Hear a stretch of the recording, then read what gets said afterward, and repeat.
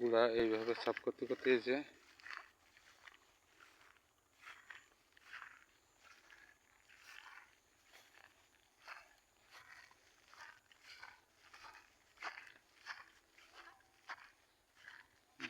কীভাবে সাফ করতে করতে দেখেন ঘাসের গাদা হয়ে যাচ্ছে এখানে। ওই পাশে পাশে ফেলাচ্ছি, এগুলো ফেলাই পারিনি, পরে আবার ফেলাবো বাড়িতে এসে, তারপরে বাদ বাকি কাজ করার সময়।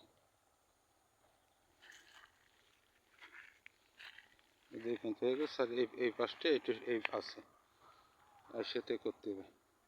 এই পাশটা রয়েছে স্যার, দেখুন চুন দেওয়া এবং বাগান জমজমাট হয়ে গেছে ইনশাল্লাহ। ওইগুলোর কাজটা করে ফেলাই, গাছগুলো পানি ফেলতে পারলে কাজ শেষ হয়ে যায় ইনশাল্লাহ।